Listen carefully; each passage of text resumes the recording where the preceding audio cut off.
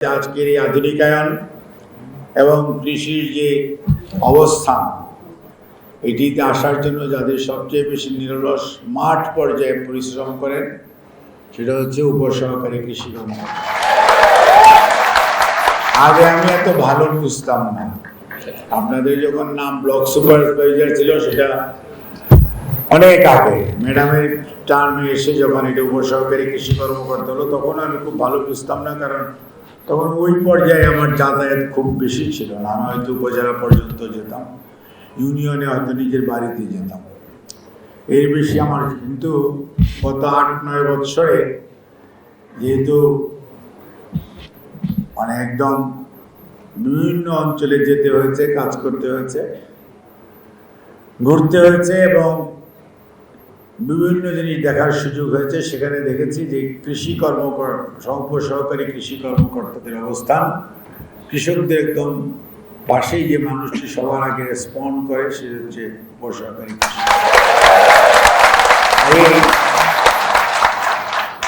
তাহলে অর্থনীতির একটা জায়গা হলো কৃষি আর কৃষক, দ্বিতীয়টা হচ্ছে RMG মানে রেডিমেড গার্মেন্টস, আরেকটা হলো রেমিটেন্স।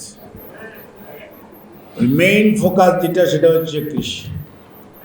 আর কৃষি যদি ঠিক না হয় তাহলে না খেয়ে থাকতে হবে, তাই না? তখন আগে তো PL 480 গম আসতো, এখন তো তাও আসে না। তখন এই অবস্থাটা হবে, বুঝতে পারছেন তো? এক সুয়েজকাল বন্ধ হতে কি জানি হরমুজ প্রোডাক্ট বন্ধ হতে আমাদের অবস্থা কি? কোনো কারণে যদি আমাদের কৃষি কোনো সময় ক্ষতিগ্রস্ত হয়, কৃষক ক্ষতিগ্রস্ত হয়, তাহলে উৎপাদন যদি কোনো কারণে ক্ষতিগ্রস্ত হয়, জলবায়ুর যে সমস্যা যে কোনো সময় হওয়ার সম্ভাবনা আছে, তাহলে কিন্তু আমাদের অবস্থা খুব কঠিন এবং করুণ হয়ে যেতে পারে। কিন্তু মাননীয় প্রধানমন্ত্রী জনাব তারেক রহমানের বলিষ্ঠ নেতৃত্ব এবং সুদূর প্রসারী চিন্তার পরিকল্পনার অংশ হিসেবে আপনারা আমাদেরকে সবচেয়ে বেশি সাহায্য করেছেন ফ্যামিলি কার্ড আর কৃষক কার্ড প্রোডাক্ট। ফ্যামিলি কার্ডে তথ্য সংগ্রহের জন্য পাইলটিংয়ে আমরা সমাজ কল্যাণ মন্ত্রণালয়ের যদিও কাজ, কিন্তু আমরা সবচেয়ে বেশি নির্ভর করেছি উপসহকারী কৃষি কর্মকর্তা, FWA মানে ফ্যামিলি ওয়েলফেয়ার অ্যাসিস্ট্যান্ট, আর হেলথে মানে হেলথ অ্যাসিস্ট্যান্ট যে আছে, এই 3 গ্রুপ, আর গ্রাম পুলিশ এবং অ্যাসিস্ট্যান্ট হেলথ ইন্সপেক্টর, এই ভদ্রলোকরা, আর FWB কোনো কোনো ক্ষেত্রে, আর প্রাইমারি স্কুলের শিক্ষক মন্ডলী। সামনে 1 জুলাই থেকে প্রায় 40,20,000 মানুষের মধ্যে ফ্যামিলি কার্ড দেওয়া হবে।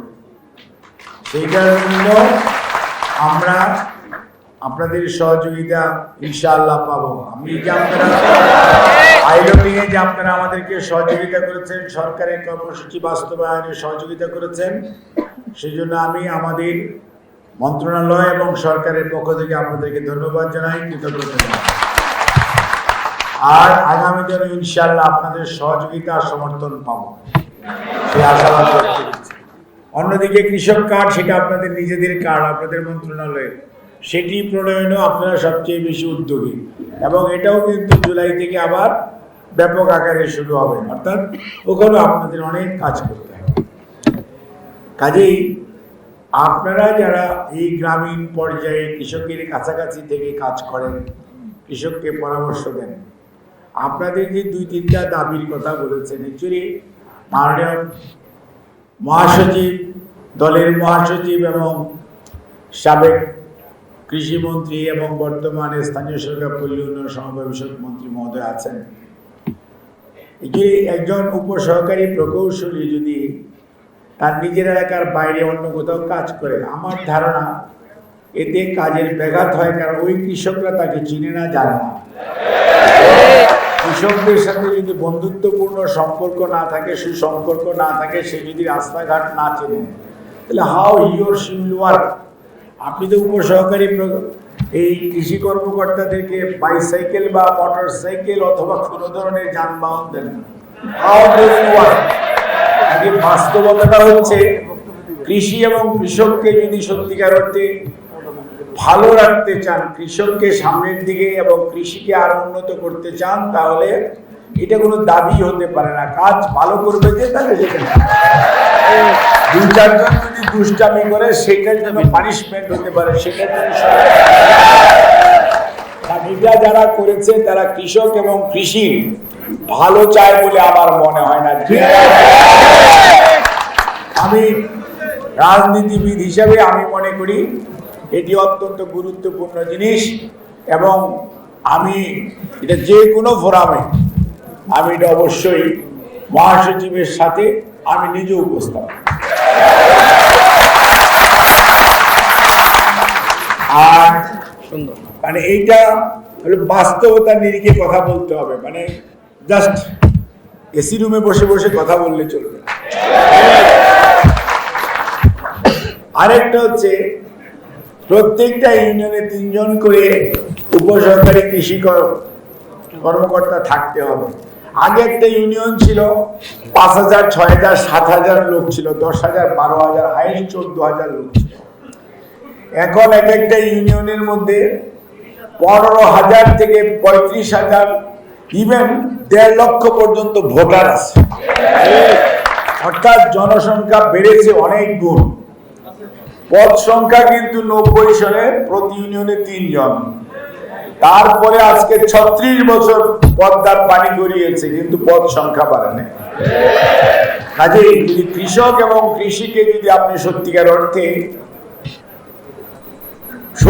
অর্থে যদি এই উৎপাদন এবং জিডিপিতে যদি এইরকম একটি জিনিস যেটার কোনো লস নাই, এই ইনভেস্টমেন্টের কোনো লস নাই, এবং এটা হচ্ছে নিজস্ব, এটা কোনো জায়গায় হরমুজ প্রণালী বন্ধ হইলেও লস নাই, এবং সত্যিকার অর্থে কেউ আপনাকে কি জানি বলে জিএসপি সুবিধা দিল কি না দিল তার সাথেও কোনো সম্পর্কিত না।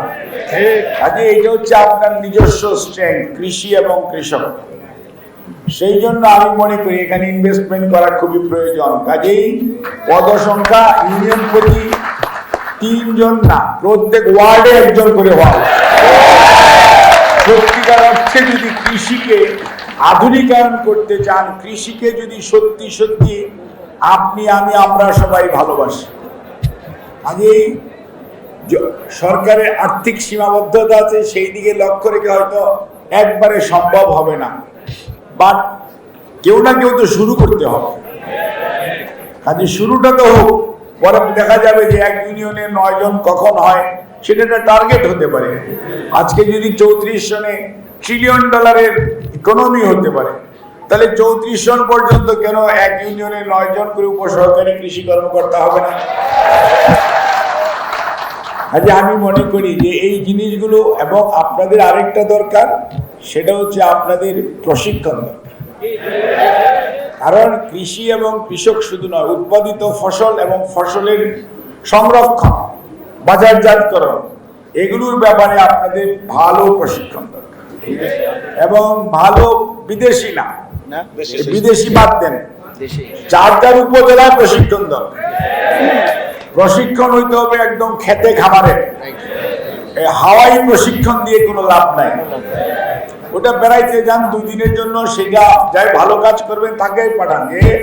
বৎসরে 100 জন উপসহকারী কৃষি কর্মকর্তা যারা ভালো কাজ করবে তাদেরকে সরকার খুশি হয়ে 3 দিনের জন্য এক্সকারশনে পাঠান। কিন্তু কাজ শিখতে হবে মাঠে ময়দানে, এবং সেটা যে উপজেলায়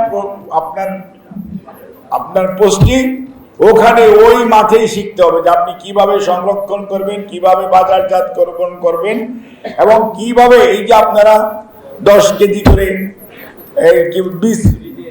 বীজ দিতেছে না, ভিজিএফ না, ভিজিএফ তো ভিক্ষা। কাজে আপনি যে 10 কেজি করে উচ্চ ফলনশীল বীজ দিতেছেন, এই যে প্রণোদনা দিচ্ছেন, আমি গতকালকে দিয়ে এসেছি,